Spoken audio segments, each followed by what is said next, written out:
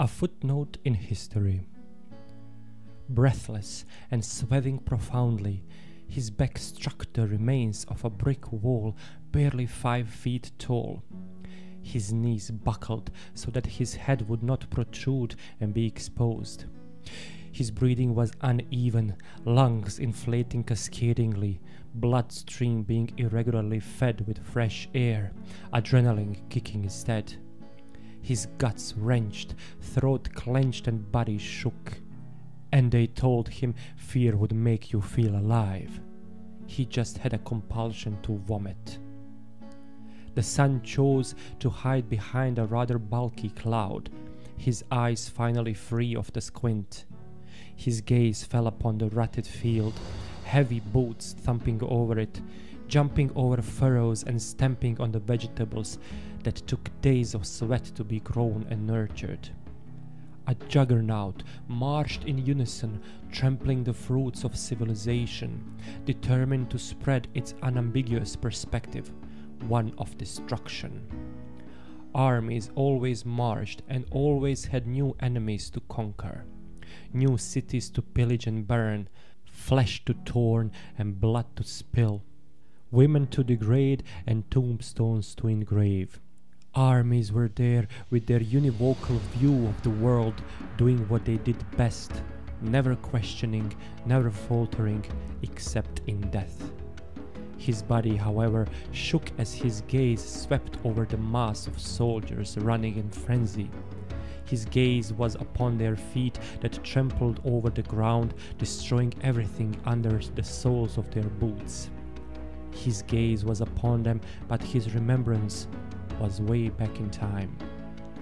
He has seen barely 10 summers, and that one was most unfruitful.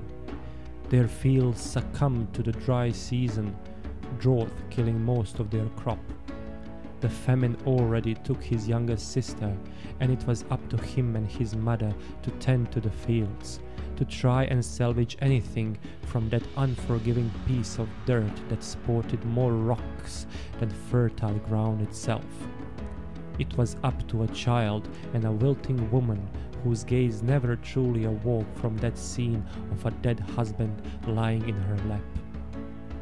She fell ill that summer, and nutrition was first thing that needed, before any medicine or doctor to smirk upon her and pronounce something obvious in exchange for days of their hard work.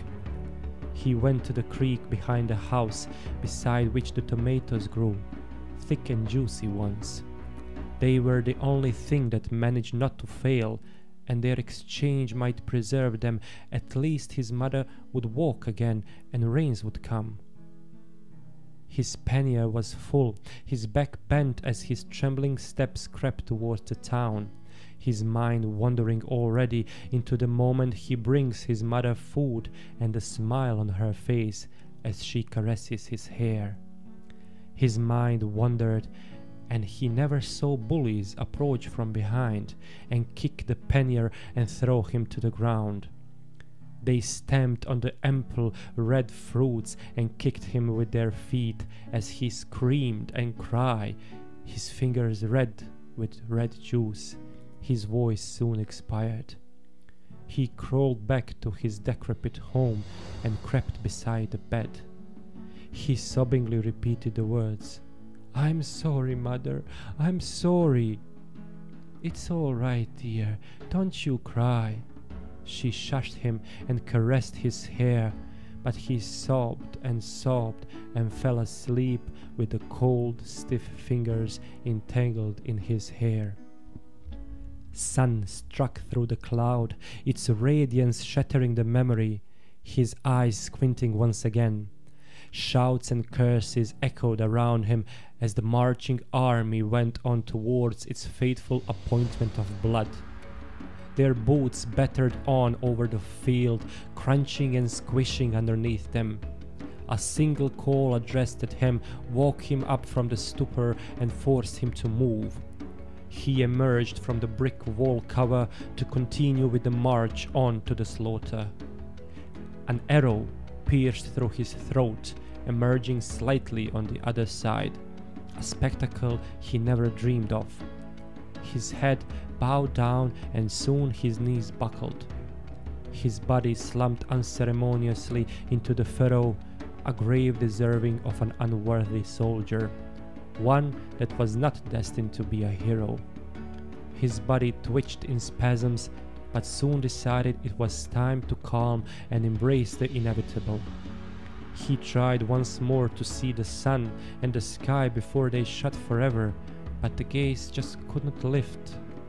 Instead, it fell upon a half-rotten, half-squished tomato, slightly covered with black spots.